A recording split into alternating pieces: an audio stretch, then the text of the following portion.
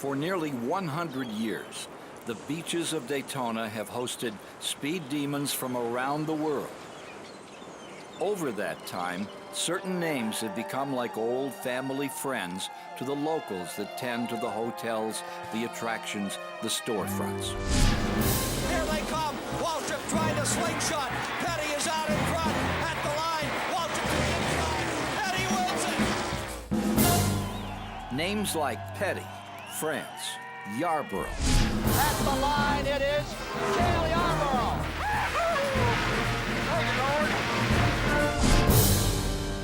But never has a name rolled off the dunes of Daytona Beach quite like Earnhardt. Dale Earnhardt won 34 races here at the world center of racing.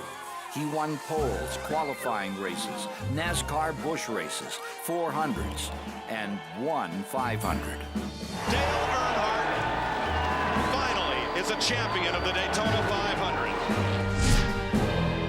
But even the Intimidator never had a Speed Weeks quite like 2003. That honor belonged to his son.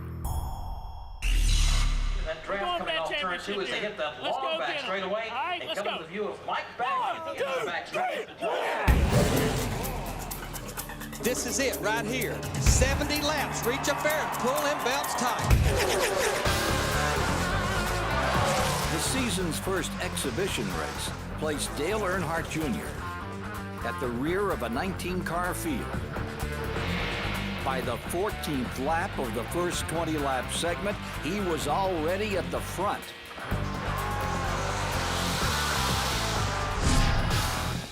Segment 2 was twice as long, with the same result.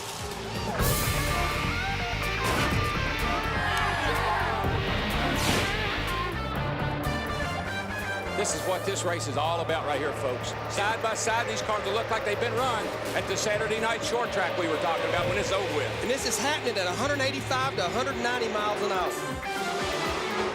Jeff Gordon hip-checked his way to the front with just 15 circuits remaining.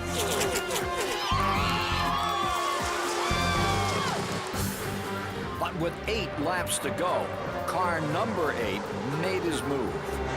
Come on, big dog, let's go! All right, hold him off there. They're too wide behind you. Nice to see that right there, hero. Congratulations, guys. That's what all the hard work's for right there.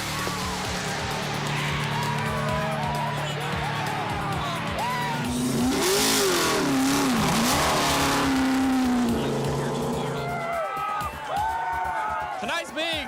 I've had a great off season. I'm really pumped up for these Speed Weeks, man. I'm telling you, I think we're gonna have good things this year. And I'm real nervous because the winner of the Daytona 500 didn't have such a great race season, but hopefully we can make a difference this year and win the 500 and the championship.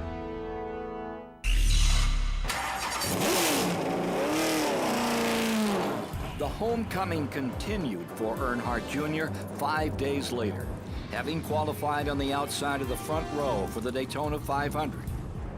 He started on the pole for the second twin 125-mile qualifying race.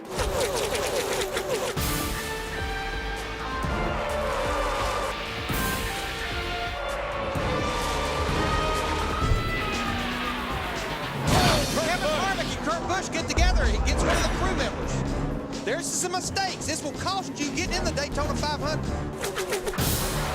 A gas-only stop kept Junior up front for good. 5 days, 2 wins. On Saturday, Junior spent the day battling with temporary teammate Kevin Harvick in the NASCAR Busch Series, leading 67 of the 120 laps. 7 days, 3 wins. Only one race remained, the Great American Race. No other sport starts its season with its biggest event.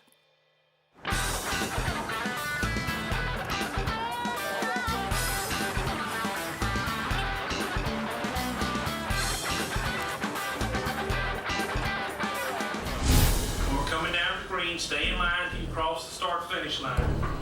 The number 2 starter must not be number 1 starter to the line. It's important that you communicate with your spotters today and your hand signals. Get them up high in your car, signal to the driver behind you. Check your mirrors and give and take. Hey, buddy, I'm ready to go, man. Daytona 500. Always want to run this race. Ever since she's a kid. Biggest race of the year. That's it. We're going for it. Let's go. What do you think, Mikey? Mikey's ready. No other race means so much to so many people. No other day has the power to turn a mere mortal into a NASCAR legend. The 45th running of the Daytona 500 had arrived. Gentlemen, start your engines!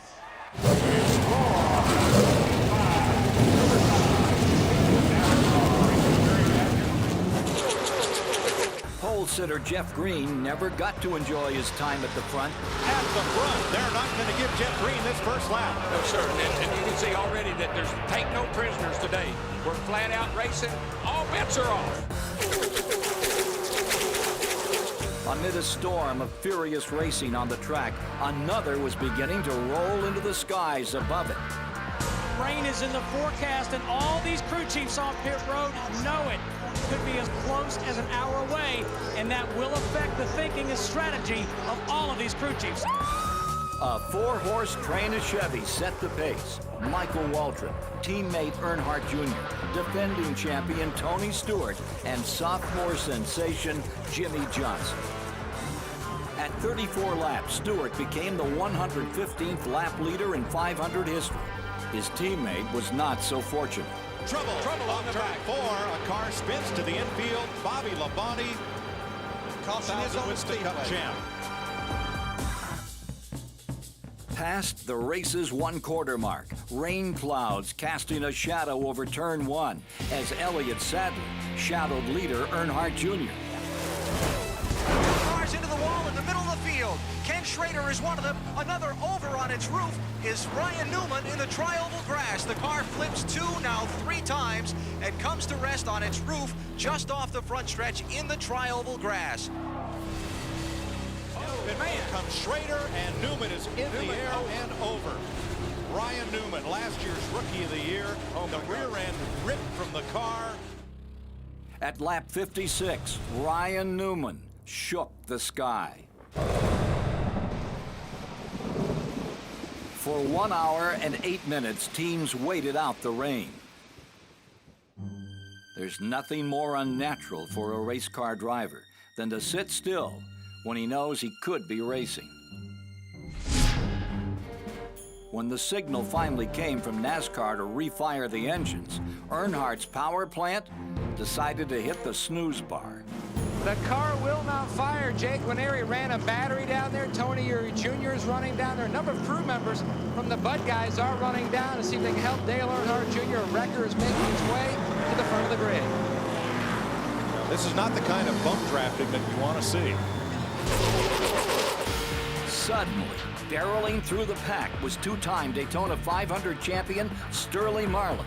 Within sight of leader Waltrip, Marlin instead was seen red because of a flag colored black. And there he's dipping below the line to pass that car there. Black flag, that could put him a lap down. Again, a mistake you can't make. A 1-lap yellow line penalty left the Coors Light Dodge out in the cold. Meanwhile, Earnhardt Jr.'s chances were bleeding away. What's it read right there, Junior? 11 3/4. 11 1/2. Slowly going down. 10 volts down. For 9.5 days, nothing could stop Dale Earnhardt Jr. On the 10th day, it was a $2 part that did him in. All eyes fell onto leader Jimmy Johnson. To his inside was the now lapped car of Dale Earnhardt Jr. On his bumper sat Earnhardt's teammate, Michael Waltrip, the Roush duo, Kurt Busch and Mark Martin, and the Childress Racing team of Harvick and Robbie Gordon. Smoke and flame from that last car in line, Mike Skinner. Something broke. In what looked to be a gang fight, the youngster was left standing all alone. From El Cajon, California, leads them down for the restart. Dale Earnhardt Jr. at 8 car, remember, 2 laps down after having that battery problem. He would love to clear Jimmy Johnson to take the lead of this race and get one of those laps back. Well, the caution come out. See, right here, he's going to pull Michael by Jimmy Johnson. Jimmy Johnson's hung out to dry. We got showers about 2 or 3 miles away off northwest of us here. We got them right now. It's pouring. For 1 hour and 10 minutes, Michael Waltrip waited. At 5:25, the race was declared the Daytona 272.5, the shortest in history. Waltrip's first win had been dampened by the death of his friend and boss, Dale Earnhardt. This time, it was dampened only by rain. He didn't even notice. So thankful for Dale Earnhardt. He made this place even more special to me, watching him over the years. And I know his heart, and he was about this place. And I know he's smiling now.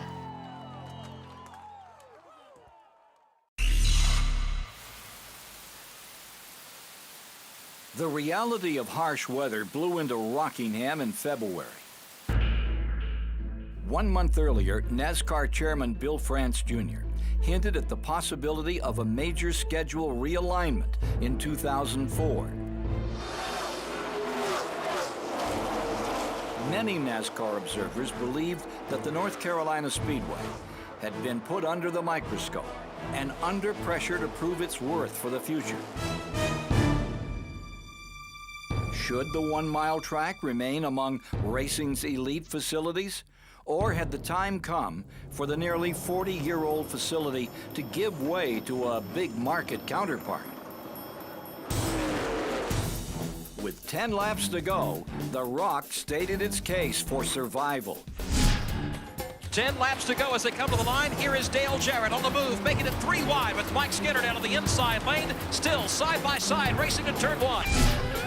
Storming up into this battle is Dale Jarrett, forced to the top side of the racetrack. 3 wide lap traffic. Johnny Benson, Robbie Gordon down low as the race for the lead continues off of 4. Dale Jarrett absolutely boxed in coming down to the start-finish line. Here's Kurt Busch pulling to the outside, challenging. Busch takes the lead that lap, but DJ's still there.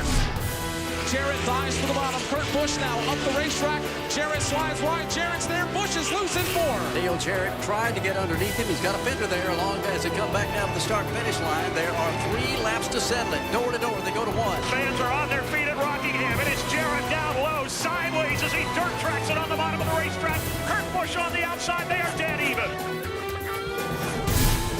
2 Fords side by side. 2 Fords wanting the lead, leaning on each other off the end of the back straightaway. Jarrett with a fender out in front, but Kurt Busch rallies back in the outside lane. 2 laps to go when they come back to the stripe. This time it's Dale Jarrett showing the way. He gets in front of Kurt Busch. Busch dives back to the inside. Dale Jarrett last one here at Rockingham in October of 2000. He goes to victory lane today in the Subway 400, picking up the win over Kurt Busch. Jarrett's second Rockingham win marked his 31st career victory and the first for new crew chief Brad Parrott. I just got to say thanks to Brad Parrott, all the pit crew. They did a great job. Brad's first win, that was tough racing. I mean, you know, at a place where you're trying to get in the gas and your tires are worn out, this UPS Ford did the job.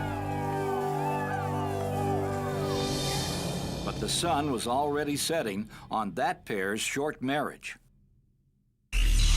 The Las Vegas Motor Speedway sits in the shadow of a series of peaks known as the Muddy Mountains. It has always seemed like an unusual name for a collection of hills located in the desert. That is, until race weekend arrived.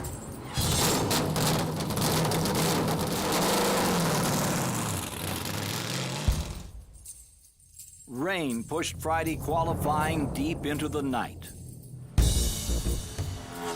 He's going to do it, I think, guys. He did it. 31 21. New track record, Bobby Labonte. Bobby Labonte grabbed his 23rd career pole. By race day, the sun and the fans had arrived. Thank you. After 2 days of intense preparation, it was time once again to go racing. Let's have a good, solid day. Let's do nothing to take Jimmy out of this race, okay? The car is good. The car is really good. So all we have to do is just maintain and have good, solid pit stop. Let's be there at the end.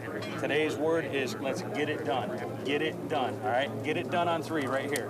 1, 2, 3. Get it done!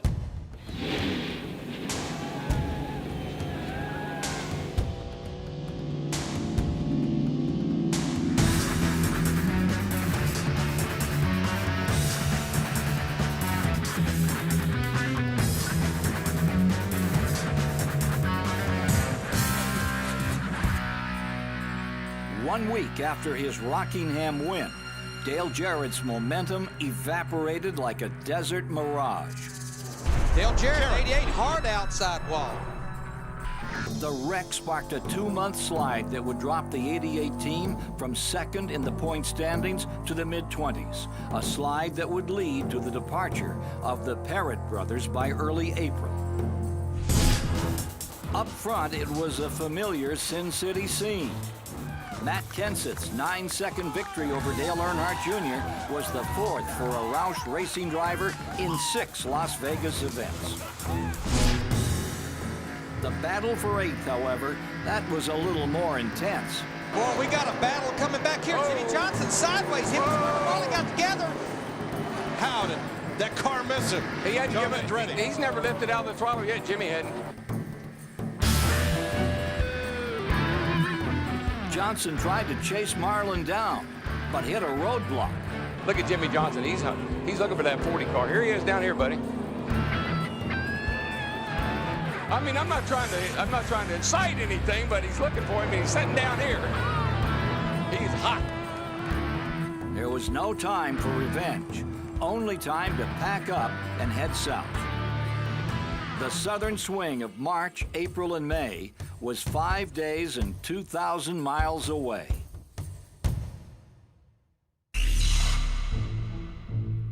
From the urban sprawl of the New South to the rolling hills of East Texas, NASCAR's annual Spring Swing is a trip over the timeline of stock car racing history. From the Martinsville Speedway, which opened in 1947, to the Texas Motor Speedway, christened in 1997, the NASCAR Winston Cup Series embarked on a spring schedule calling for 9 races in 12 weeks, with only 1 set outside of the Southeast.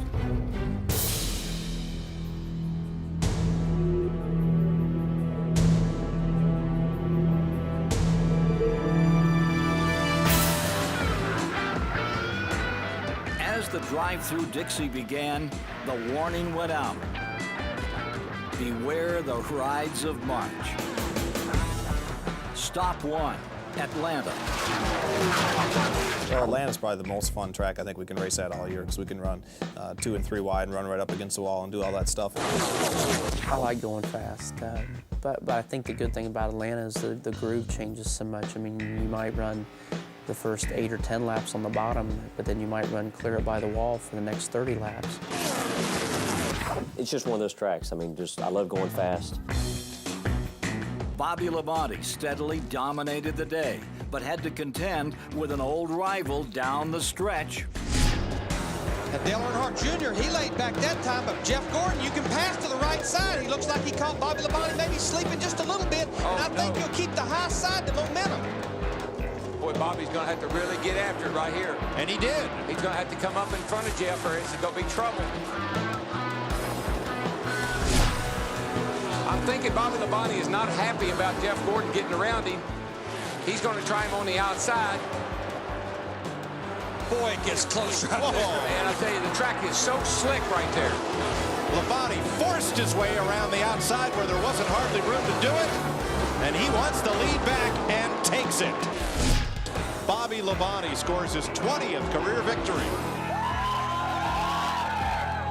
The win was Labante's 6th at Atlanta. But the showers of accolades was saved for the new crew chief, Michael Fatback McSwain.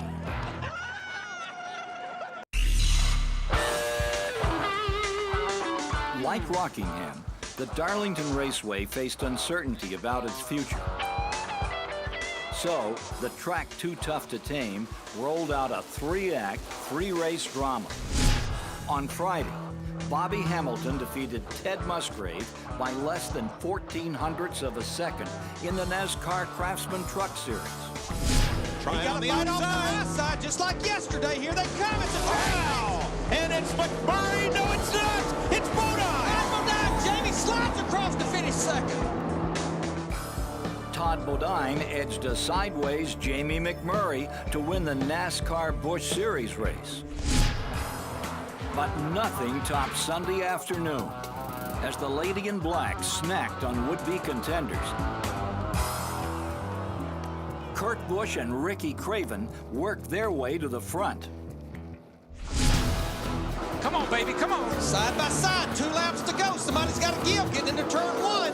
Ricky Craven and Kurt Busch side by side, they bump. Busch brushes the wall. They bounce off each other. Craven has the lead. Busch bumps him. Craven to the outside and Busch back underneath, regains the top spot. Now here comes Ricky Craven trying to regain that lost ground. Busch back to the lead on the back straightaway. Ricky Craven in hot pursuit, pedal to the metal, and Dave Blaney joins this battle. Here's Busch, 2 car lengths out in front. Here comes Craven again, using the high lane on the move in 4. Getting physical here at Darlington Raceway like it's supposed to be. Craven has another shot, but only one. The white flag out this time. Kurt Busch leads by inches back to turn 1. The gloves are off. Craven is there into turn 1. Half a car length back. Busch drifts high. Craven unable to make a move. They'll remain single file. Craven now to the inside. Here they come off turn 2, racing for the lead and the win. The crowd on the back straightaway is just going delirious. Busch, Craven, nose to tail. Here comes Craven up top. Busch goes up the block. Here comes Craven down to the bottom, trying to hang on. Both cars are loose in 4s. He's got him this time. It's going to be a drag race. Wow! They touch.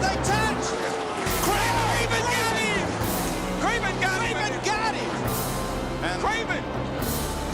All right. What a finish.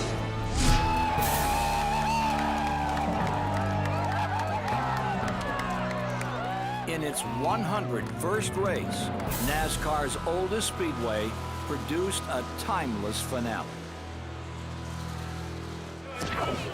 Sorry, we got wrecked race cars. Too bad somebody's got to lose that. That's the way it goes. That was a lot of fun.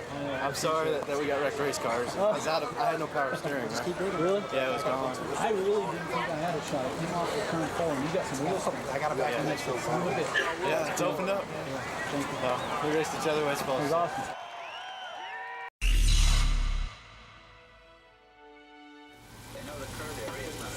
Y'all sure y'all don't want anything? No, we got some bacon and all. That's Roy Chow. As spring broke over Thunder Valley, fans and drivers alike enjoyed their freedoms with a little more flavor than usual. 6,500 miles away, more than 250,000 United States military personnel were pushing their way toward Baghdad. For once, racing was the second concern on everyone's mind.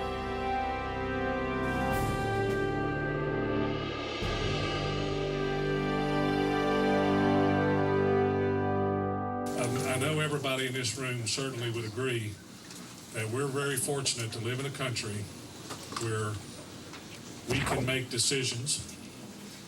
It doesn't matter if it's about your religion, your political beliefs, or your careers, or what have you. I know everyone agrees with me that we are very, very lucky, truly lucky, to live in a country where those exist. For the land of the free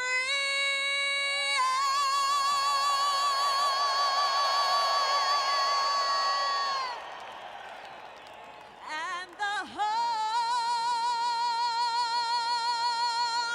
of the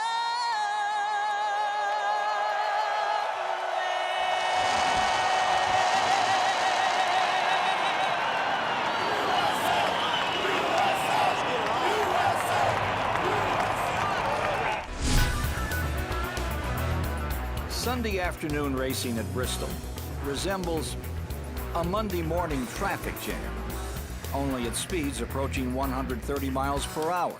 That place will wear you out pretty quick. You're going around in 15-second laps, and just the sheer grind of the car, when you hit the bank and you go in the corner, making sure you don't slip getting into the corner. You slip there, it's going to kill your exit. I mean, you're finessing the wheel, the brakes, the pedals. You're just working everything that you can to keep the car straight.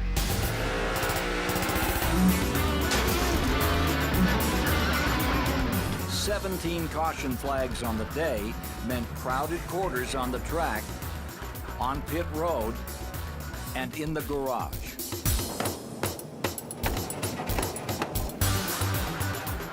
After 3 runner-up efforts in 5 weeks, Kurt Busch pulled off the spin and win to defend his 2002 Bristol title. Then the youngster took a moment to salute the real heroes of the day. This is the greatest country in the world, and I have to thank all the vets and everybody that's overseas fighting for us that we're able to come out here and compete and produce a race like this. I mean, it's just a total team effort. It's wonderful, and I just got to thank the good Lord for giving us a great car. I mean, it's the silver metallic Sharpie, and we got it to victory lane.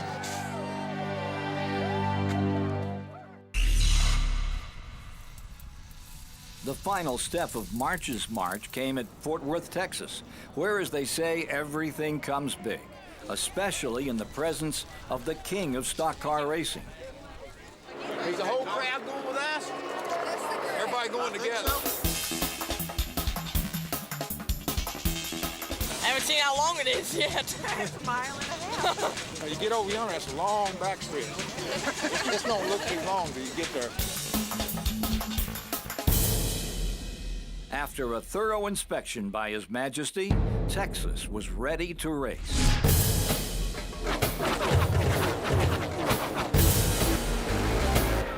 How taxing is a high-speed day at Texas? Just ask Ricky Rudd, whose Ford Taurus was converted into a Lone Star bumper car. I mean, we're looking through a camera, but that's what Ricky Rudd was seeing out the windshield, nothing but smoke. He's got a field of 4-leaf clovers. He must have. He is the master at avoiding disaster. Ryan Newman came to Texas knocking on the door of NASCAR's top 10. After a gutsy 2-tire pit stop and a late duel with Dale Earnhardt Jr., he busted down the door.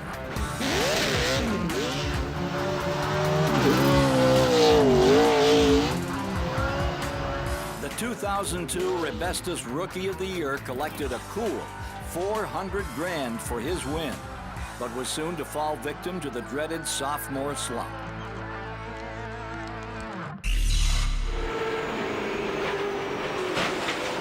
Most drivers enter the infield of the Talladega Superspeedway each April with one goal in mind: survive 500 miles and just get out of Alabama in one piece. For Dale Earnhardt Jr., a trip to the Yellowhammer State means one other thing: a home court advantage. Not since Buddy Baker in the mid-1970s had a driver won 3 consecutive races at Talladega. No driver, not Petty, nor Pearson, not even Junior's namesake, had ever won 4 in a row. After qualifying 13th, a Saturday engine change relegated Earnhardt Jr. to the back of the starting grid, a position that provided a front row seat for the biggest crash in Talladega history. Look out, trouble, upside down, and into the wall goes Ryan Newman, a number of cars involved. Head on into the wall goes Ricky Rudd. 14 cars involved. Johnny Benson is in it. Jamie McMurray, also Bobby Labonte. More than half the field piled up in the outside wall after Ryan Newman gets upside down in turn number 2. In all, 27 cars were involved in the Lap 4 calamity. Most suffered irreparable damage to either their sheet metal or their spirit. Not Earnhardt Jr. To a man, every NASCAR crew member got their start in some small hometown garage. Why? Well, to deal with days like this one. Forget space-age aerodynamics and multi-million-dollar resources. A true mechanic does his best work with a hammer in one hand and a roll of duct tape in the other. As the race restarted, nearly half the field remained in the garage, with nothing left in their pit stall but a little sweat, a little oil, and a lot of heartbreak. Dale Earnhardt Jr. would not lie down so easily. For the next 3 hours, the Budweiser crew battled bent fenders, loose tape, flapping on the left front there, guys. Aluminum piece coming off. and poor restarts. Up front, the cars of Hendrick Motorsports were ganging up on the rest of the field. These two Hendrick cars are really fast. Yeah, 10-4. Well, man, this is going to be a long day. Through each and every challenge, the Budweiser team did just enough to stay on the lead lap, just enough to make it to the next do-it-yourself project. In the end, it was all just enough to be back in contention for the closing laps. Here comes Dale Earnhardt Jr. to the bottom for the lead. Junior to the bottom there, 3 wide for the lead at Talladega. This is for the top spot in turns 3 and 4. Dale Jr. shoots out ahead. Junior blocks it. Off turn 2, the fans going nuts as Junior hits the back chute. Final time into turns 3 and 4. It's Dale Jr. by just 3 yards over Kevin Harvick, going for 4 in a row at Talladega. He makes it happen, winning the Aaron's 499. Dale Jr. the winner.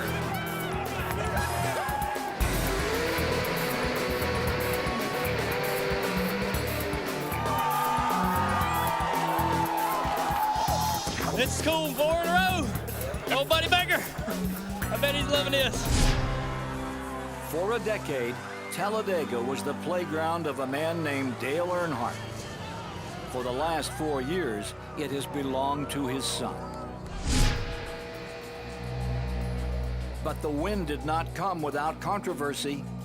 To some, the pass with 3 laps to go appeared to dip below the yellow line, the same infraction that had cost Sterling Marlin so dearly at Daytona.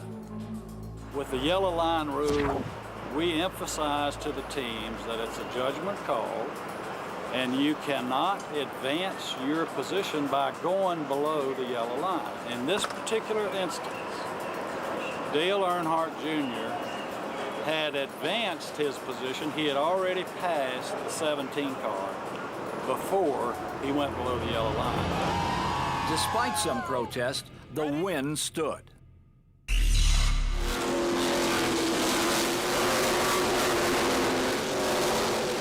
At Talladega, restrictor plates are used to hold back 358 cubic inch engines.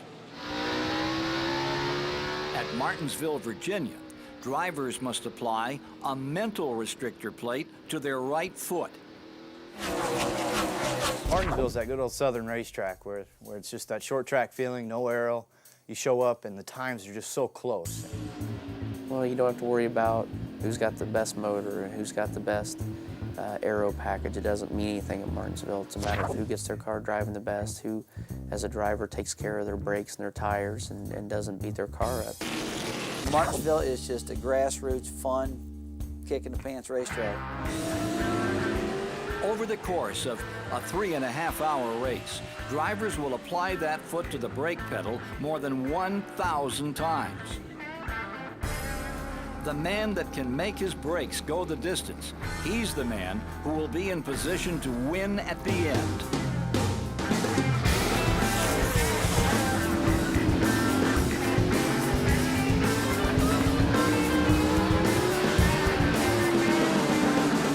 With 13 laps to go on April 13th, there were 2 men in that position. That's when the man in second place decided to apply his brakes a little bit lighter than the man in first. Some expected some old-fashioned retaliation after the checkered flag flew. But the only post-race contact on this day was a friendly pat on the back. LA, Hollywood, Tinseltown, the playground of the rich and famous. There's something about the Southern California sun that seems to make everything shine a little brighter. But life in the spotlight has its downside as well. Every NASCAR Winston Cup season, there's one poor soul who finds himself the target of silly season scrutiny, the subject of every internet rumor and closed-door conversation. In 2003, that man was Steve Park. Since returning to Dale Earnhardt Incorporated from injuries suffered in late 2001, Steve Park's performance has been anything but peak. Coming into California, the 35-year-old New York native was 27th in points, looking to justify his employment with DEI. For one lap on Friday, he was back on top. But he could go on the pole, guys. He got it! He does it! How about that? 3/1,000ths of a second. The stage was set for Park to flex a little Pennzoil muscle. But during lap 1 on Sunday, the man with something to prove pushed a little too hard. Park spins. Over the first 9 races of 2003, there had been 9 different winners. With 15 laps to go at California, 2 men were looking to add their name to that list. Rusty Wallace and Jamie McMurray. Kurt Busch had other plans.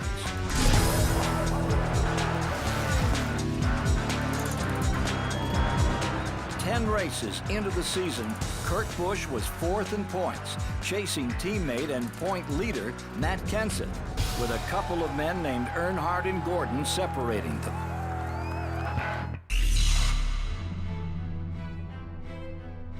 On Friday afternoon, May 2nd, Jerry Nadeau found the Turn 1 wall at Richmond with a blow that registered more than 100 times the force of gravity.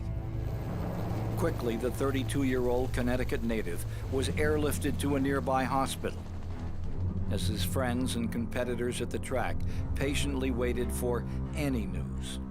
He's listed in critical condition, and just about everybody in this garage area is saying a little silent prayer for Jerry Nadeau right now. On Saturday night, Nadeau's condition weighed heavily on everyone's mind as NASCAR Busch Series star Jason Keller was recruited to pilot Nadeau's U.S. Army Pontiac. Just as Jerry would want, the race was on.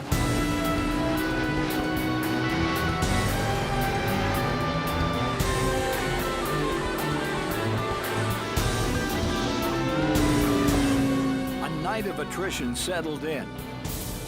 Potential contenders fell by the wayside. And a rapid-fire chain of events set silly season 2003 into real motion. Jeff Green spins around. He collects Jason Keller. Jeff Green just made a beeline to his teammates pit. Kevin Harvick in the 29 and started poking his crew chief Todd Berry in the chest. It was all good. Got back to the bottom of the racetrack and 29 run over me.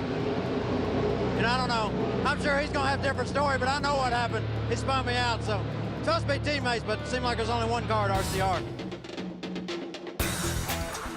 While Jeff Gordon, Mark Martin, and Robbie Gordon took turns up front, Joe Nemechek patiently picked his way through the pack.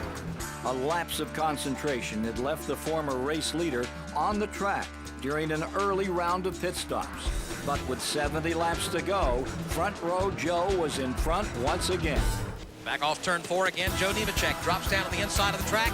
This time gets a great run and takes the lead, but just by inches. Joe Nemechek held off Bobby Lavati, Dale Earnhardt Jr., and Mother Nature for his first win in 2 years.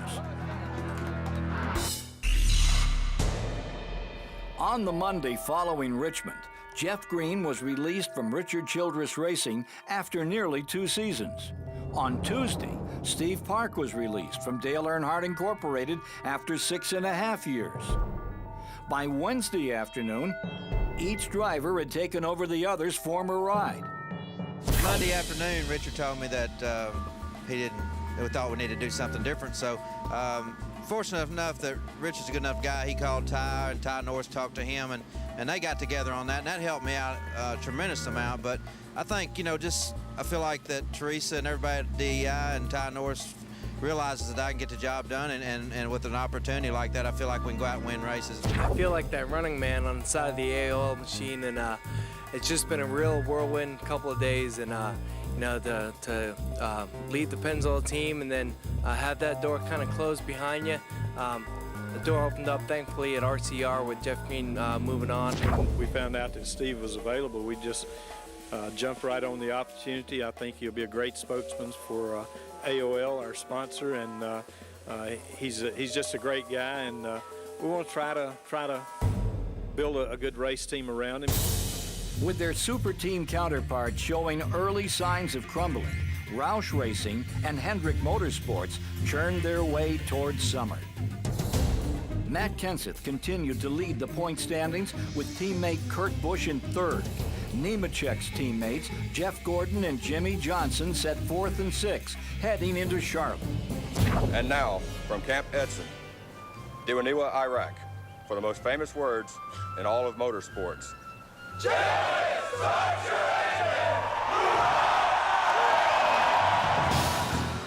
Johnson Chevy wore the name of the track that hosted the final two races of spring, the Lowe's Motor Speedway. And for 9 days in May, Jimmy Johnson acted as if he owned the place.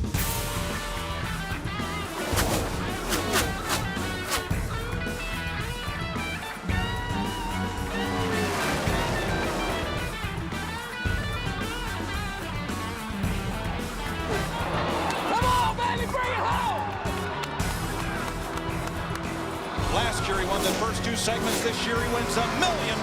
Jimmy Johnson wins the Winston. Jimmy Johnson, man.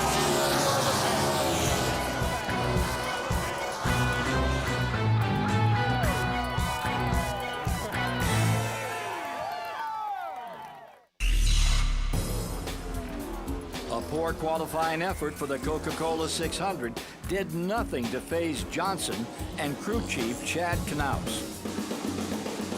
Outside, clear high, buddy, clear high. The California kid methodically picked his way from dead last, 43rd to the point, with one eye on the track and one eye on the Weather Channel. The result, 2 wins in 2 weekends, a jump to 5th in points, and a 5-year contract extension to boot. Guys have just really worked hard, and it's just been phenomenal that it all just came together kind of back to back. But Jimmy, we knew he was going to be good here, and Jeff runs good here. Joe was, man, he was so good in Richmond. May was a great month. I hope June and July can be half as good.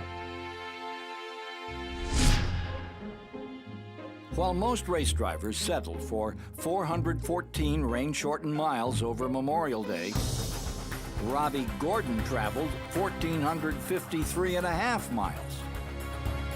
Starting from the front row at the Indy 500, Gordon settled for 22nd. At Charlotte, Gordon finished a lap down in 17th.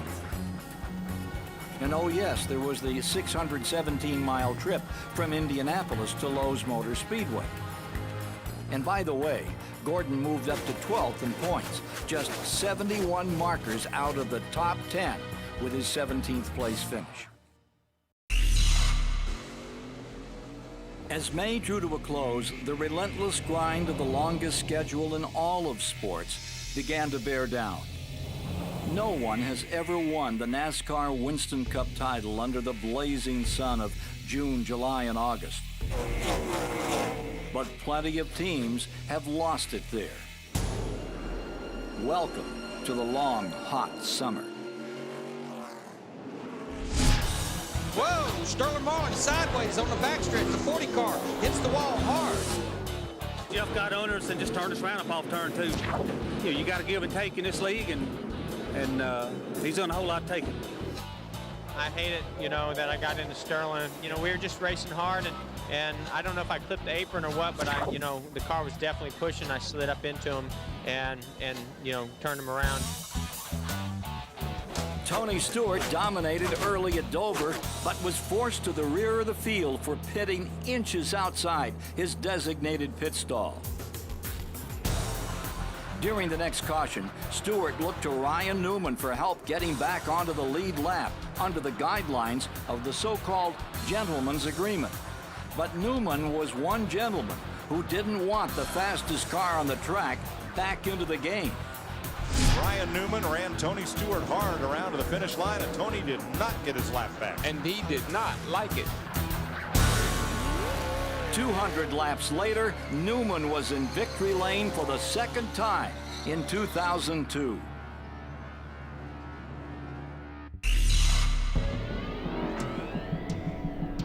More would-be contenders saw their hopes go up in flames on the 3 turns of the Pocono Raceway.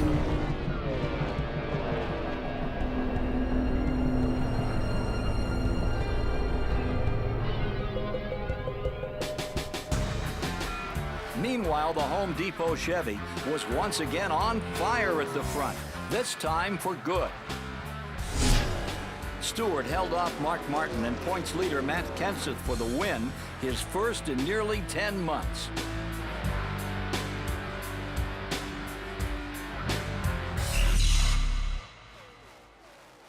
Beneath the watchful eye of the big 3 automakers in nearby Detroit, the Michigan International Speedway played host to Ford's 100th anniversary party.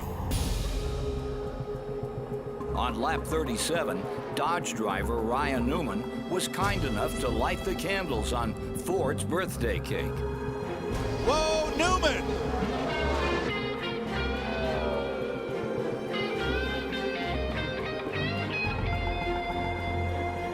Boy, great job by the spotter to guide him to safety. That was a good job.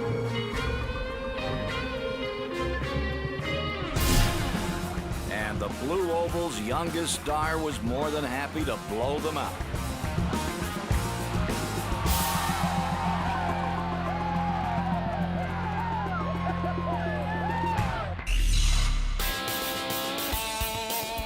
The first road course race of the year in Sonoma, California, became another test of NASCAR's unwritten rules of etiquette. With 39 laps to go, Robbie Gordon trailed teammate Kevin Harvick when the caution came out. Under the gentleman's agreement, the leader is not to be passed while coming back to take the yellow flag. Robbie Gordon didn't get the memo. Now remember, we race to the caution flag at the start-finish line, unlike most road racing series. If I'm Robbie Gordon, I say, oh, I didn't know the caution was out. Robbie went on to the win with another Gordon centered in his rearview mirror. Harvick settled for third. I think Robbie's got a little problem going faster under caution than he does under green, though. But besides that, he drove the wheels off the car, and I did everything I could to get by him, and that's all we had for him.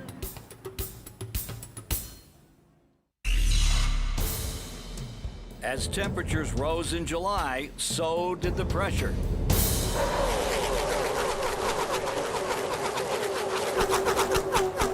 But not on the drivers, on the engineers in the pits.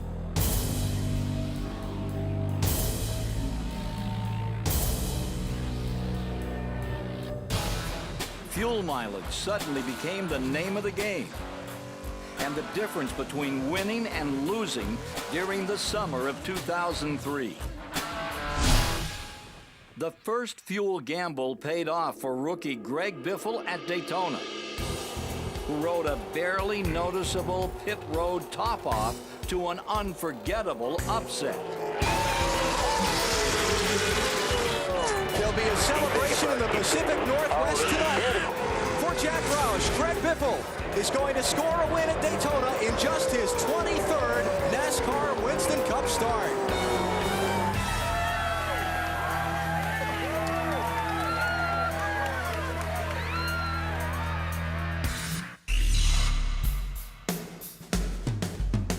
Gas gamble number 2 was not as kind for Kevin Harvick, who was denied a last-lap Chicagoland charge at leader Ryan Newman. Newman powered ahead for win number 3.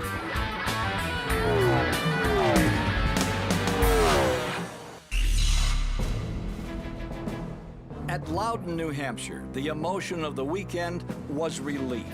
First, the relief that came from the sight of Jerry Nadeau strolling around the paddock only 11 weeks after his horrifying wreck at Richmond.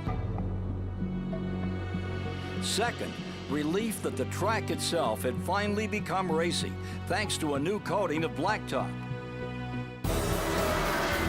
Sunday's 23rd and final lead exchange came when Jimmy Johnson passed fellow sophomore Newman with 7 laps remaining. Nursing his final gallon of fuel, Johnson one-upped his old rival. Go for broke gas strategy had won again.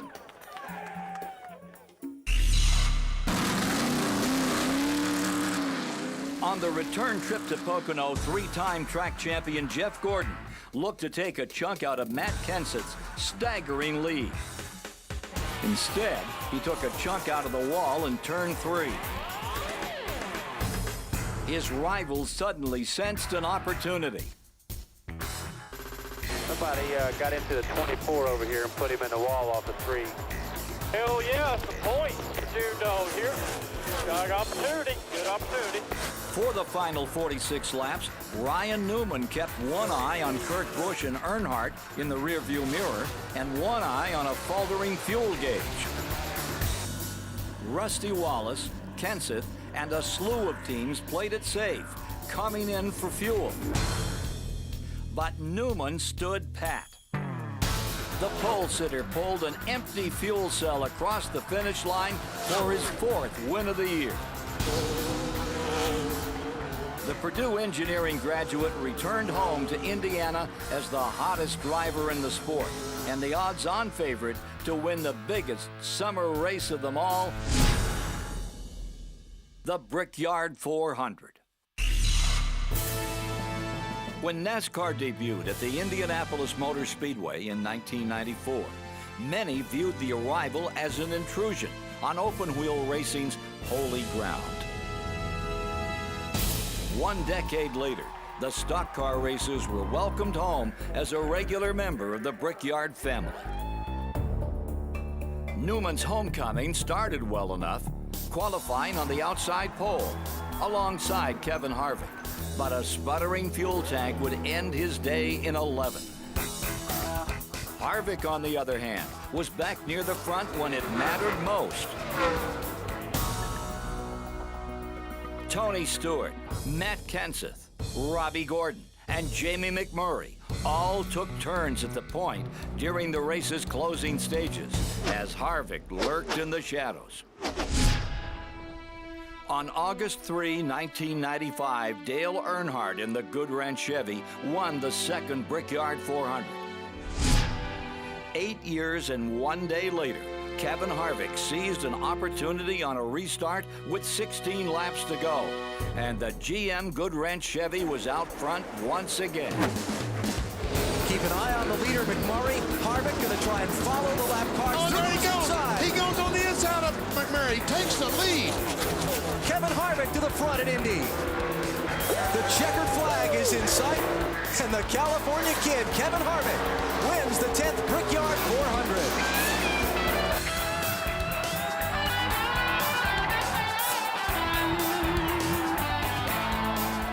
Anything we can do that Dale Earnhardt did is an accomplishment.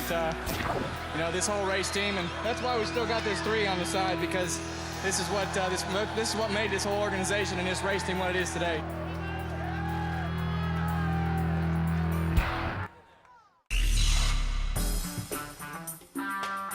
At Watkins Glen, the pace in Victory Lane was different, but the team stayed the same. Robbie Gordon completed his road course sweep and a 2-week winning streak for car owner Richard Childress. But it was the other Gordon that made the headlines by not finishing. Dale Jr. Jeff Gordon spins off the last corner. Jeff Gordon is spun coming to the checkered flag. With 14 races remaining, Jeff Gordon's shot at championship number 5 was gone.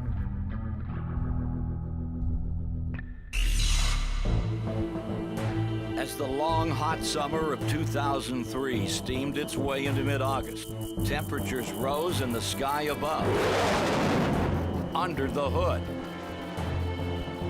and under more than a few callers in the garage. Matt Kenseth now carried a demoralizing 258-point lead with 4 months of racing yet to go. While would-be contenders felt the heat to catch the 17 car, others simply reached their boiling point. Yeah, you got to keep your emotions in check. There's no doubt about that, because we're in a 500-mile road rage out there all the time. And you really got to think what you say so it doesn't harm anybody or doesn't make you look stupid. Over-aggression in our sport can create serious injury. The adrenaline is flowing, the emotions are high, the intensity level, because of how competitive it is out there and how bad you want to win, creates, you know, a very unique environment for us to stay cool. Ryan Newman gambled on fuel mileage at Michigan and won for the 3rd time in 6 weeks. As Newman celebrated, 2 men who had tangled during a battle for the lead took their differences into the garage. What happened last week was an assault after the race, and what had happened leading up to that in the past was I've got 2 wrecked race cars out of it, and I don't respect Jimmy Spencer. He came up, hit me in the rear, and then he came up to my window and punched me. I never expected him to cross over that line. 2 wrongs don't make a right, and I think Kurt Busch was, somebody tried to wreck me at 190 miles an hour. I wouldn't take it very kindly either, and I certainly wouldn't have parked my car behind that guy's hauler either. But you know, NASCAR did what they have to do, and I certainly support NASCAR on their situation. I think they should have done equally the same to Kurt Busch. The result here, Jimmy Spencer suspended for a week, but it was Kurt Busch who had to face the decision of the true jury. For a week, NASCAR fans around the country deliberated, and their verdict was announced loud and clear in the courtroom of the Bristol Motor Speedway.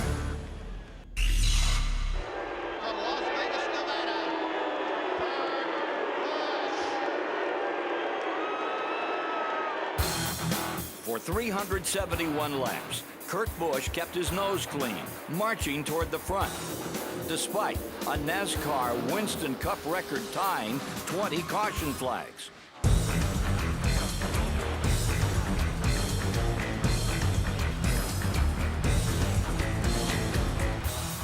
Then came lap 372. Oh, turn 1, Sterling Marlin has crashed. 2nd place car. Kurt Busch takes the Sharpie 500 at Bristol.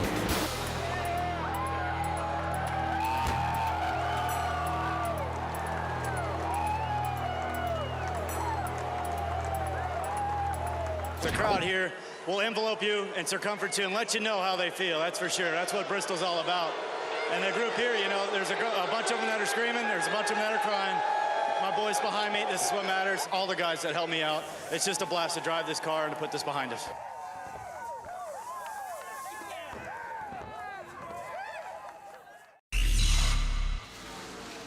Since September 4, 1950, NASCAR has spent every Labor Day weekend in the home of the Lady in Black.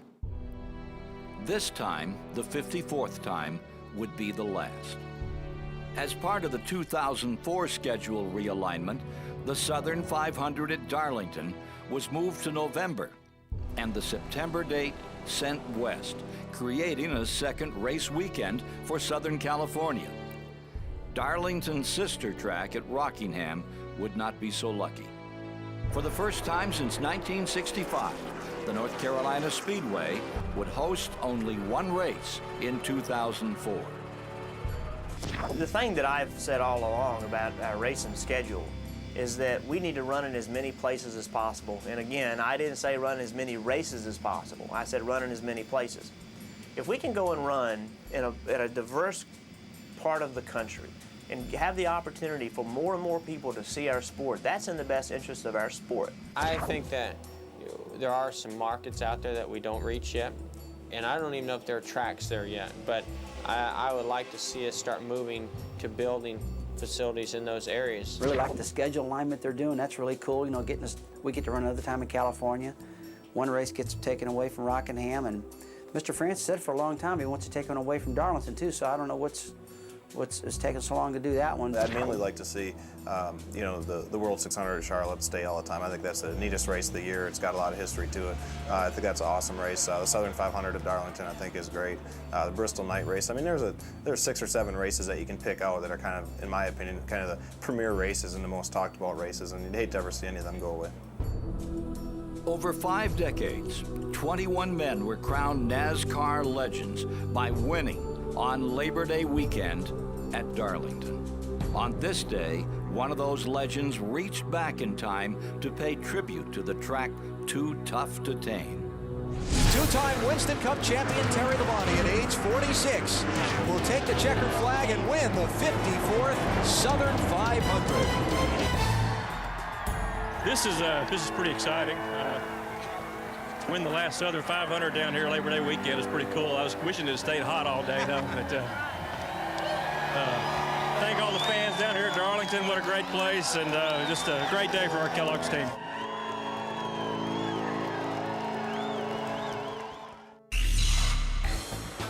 Three weeks after his win at Michigan, Ryan Newman celebrated again at Richmond. But again, his victory was overshadowed by a post-race tangle. This time, the adversaries, Kevin Harvick and Ricky Rudd. Oh, here we go. Oh, yep. Angry drivers, we've got some tonight. And he knows that Ricky Rudd has come to the top 5 impound area on pit road. Did you hear that? Let's be smart. That's where he's coming to find him. NASCAR officials telling Kevin to get off the car, get the crewman off the car. Kevin going to have his say.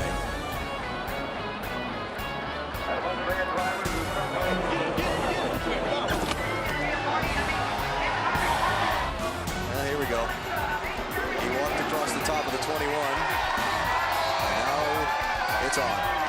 Harvick was fined and several crew members were suspended.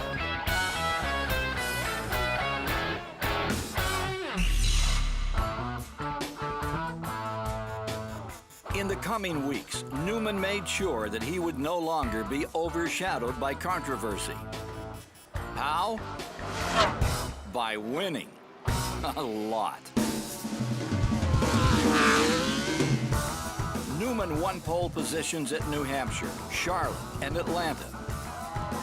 He completed a season sweep at Dover, and then added win number 8 at the Kansas Speedway. Would you believe they've done it again? For the 8th time this season, Ryan Newman is the first one to the checkered flag. Fellow sophomore Jimmy Johnson added a win at New Hampshire and a Kansas pole.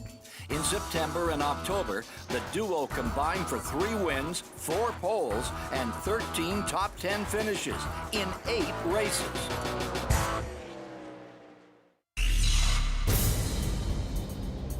When the NASCAR Winston Cup schedule is unveiled each year, there are a special handful of events that fans immediately circle as must-see TV.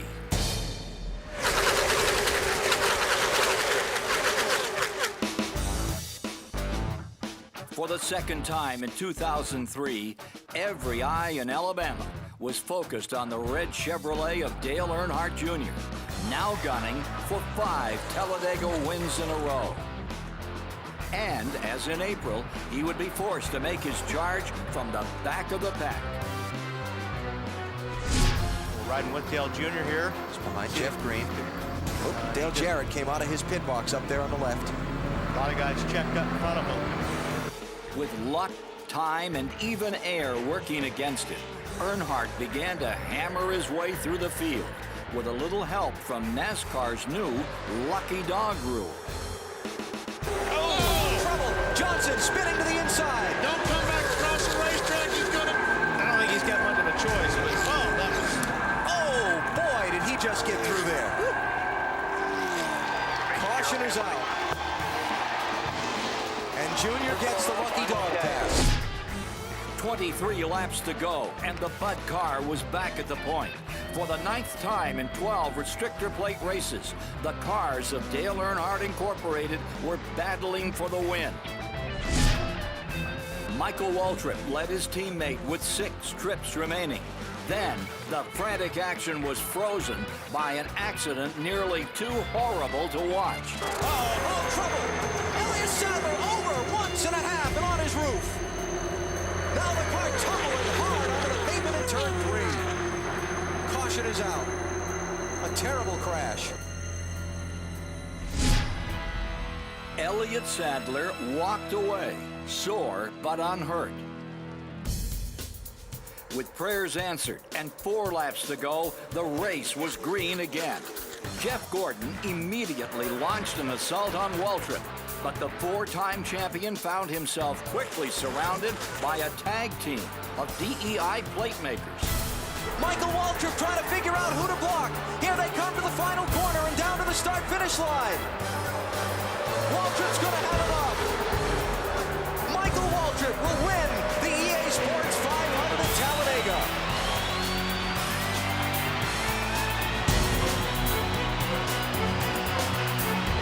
Here comes the hatch. That's the new escape hatch that they put in Michael Waltrip's car.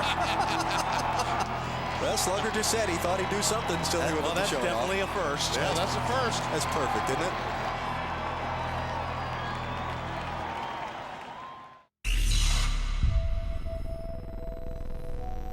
Since February, the number 17 Ford Taurus had blazed a torrid trail of consistency, sitting atop the point standings since the 4th race of the year. During his first 16 seasons of NASCAR racing, car owner Jack Roush won championships in the NASCAR Busch Series and Craftsman Truck Series. 4 times, Roush and Mark Martin finished second in NASCAR Winston Cup points, but never had they won a title. Now Roush was the odds-on championship favorite. But approaching the season's final 5 races, Kenseth's lead had dwindled. Entering September, the Wisconsin kid enjoyed a margin of more than 400 points. But an engine failure at Talladega and a lap 69 accident at Kansas had cut the lead nearly in half.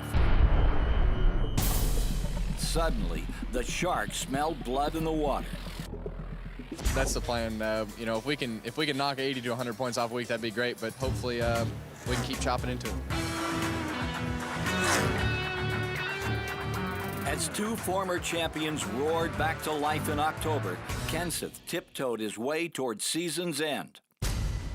Tony Stewart and Jeff Gordon announced their presence.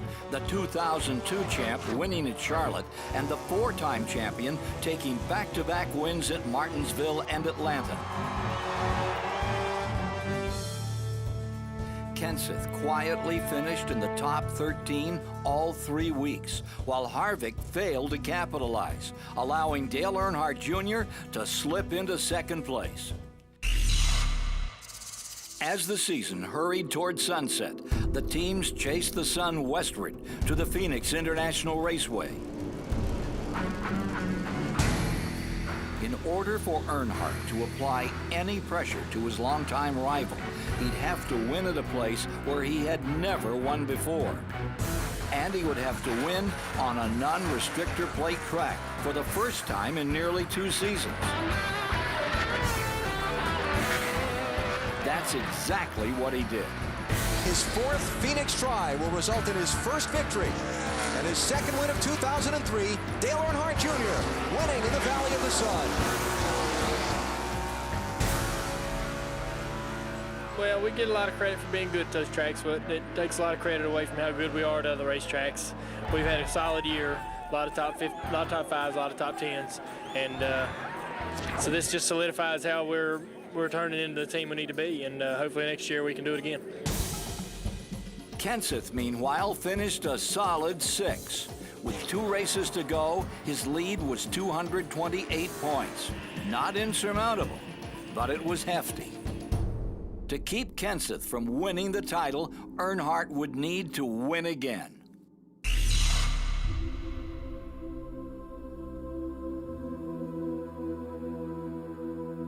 Starting in 1965, NASCAR always marked autumn's turning of the leaves by traveling east to the sandhills of Rockingham, North Carolina. And since 1966, racing at the Rock has always been a twice-yearly challenge.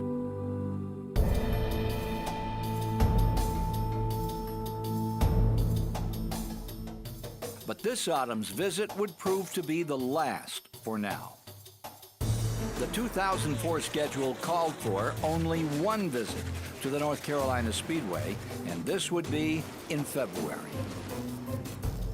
9 times Rockingham has served as the coronation spot for NASCAR Winston Cup champions, crowning legends such as David Pearson, Cale Yarborough, Dale Earnhardt, and the hometown hero, Benny Parsons.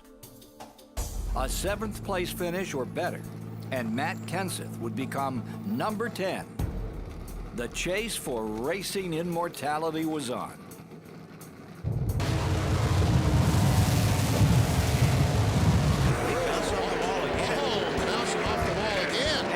And he kind of bounced off Jeff. Yes, he did. Oh, trouble. 12 car around. Ryan Newman. Stop car.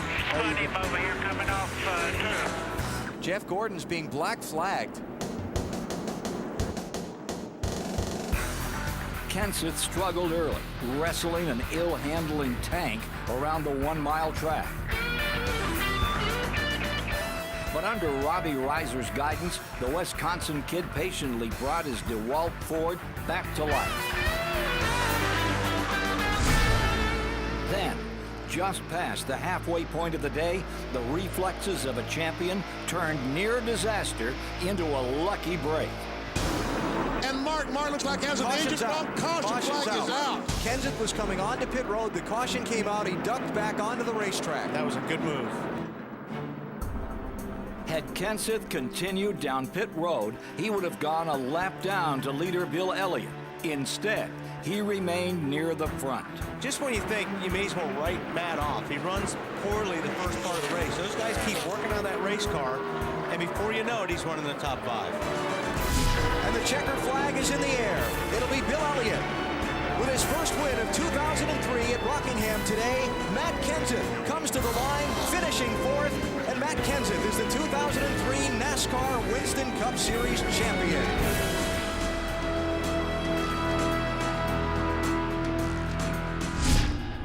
Wisconsin's NASCAR Winston Cup lineage began in 1968 when Wausau's Dave Marcus came south in his wingtip shoes.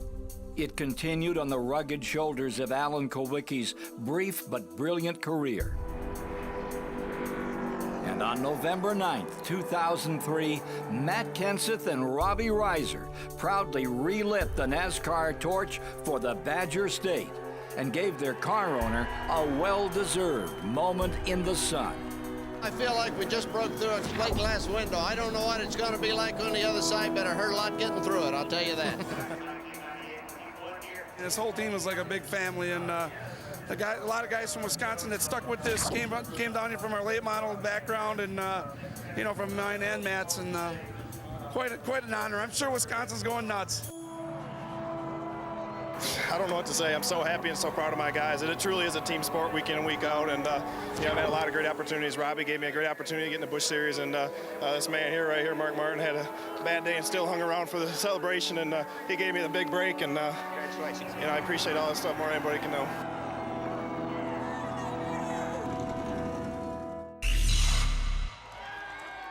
With the championship decided, the season's final weekend carried with it a decidedly futuristic spin. On Friday, Jamie McMurray polished off Rebesta's Rookie of the Year honors with his first career pole. On Saturday, 20-year-old Brian Vickers captured the NASCAR Busch Series title, becoming the odds-on favorite to inherit McMurray's crown in 2004. And on Sunday, the kings of the past tipped their caps to the last NASCAR Winston Cup champion and the company that had done so much to elevate the sport. The Homestead Miami Speedway was also geared to the future, adding 14 degrees of banking and a brand new skin of blacktop. The Pastel Oval's reputation for single-file racing vanished after one single lap. Some auditioned for future employers, while others broke in new rides a few months early. And for the second week in a row, the oldest man on the track outran rumors of retirement by bending back the hands of time. Bill Elliott led 189 of the race's 267 laps. But on the final circuit of the season, this memorable year unleashed its final unforgettable surprise. He pulled off the win at the Rock last weekend. Now he's going to make it 2 in a row to bring down the 2003 season. Oh, look at that. Is he on the flat? On the last lap. The last lap, he must have a flat tire. Bobby Labonte's by. Can you believe that? Elliott is off the pace. Fatback McSwain is going to get to do a victory dance for us. Last lap drama at Homestead. Bobby Labonte wins the Ford 400. Man, I was surprised. If you could, we don't let you listen to our radio usually, but what went on in your radio? I'm telling you, I said 2 laps before that. I said, you know, Fatback goes, keep going. He'll make a mistake. And I said, he's just playing with me, and he's just going wide open. He come off turn 2 there, and that thing wiggled, and I was like, I couldn't believe it. I mean, I just absolutely couldn't believe it. Our Dodge ran so well today, and just it's an unfortunate thing. But, I mean, you win them sometimes like that. I don't know if I've ever won one like that, but I've sure lost them like that. Jimmy Johnson outlasted the field in a mad dash for second place behind Matt Kenseth in the final point standings. Earnhardt finished third, followed by Jeff Gordon, Harvick, Newman, and Stewart. The average age of the top 7, 29.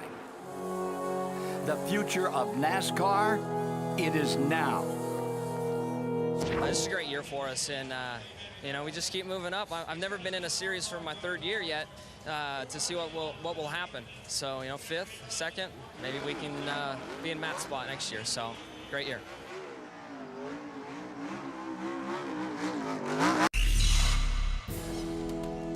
"33 years, 15 champions, nearly 1,000 races. For 3 decades, NASCAR's top racing division was known simply as Winston Cup. In 2004, however, Winston will be gone.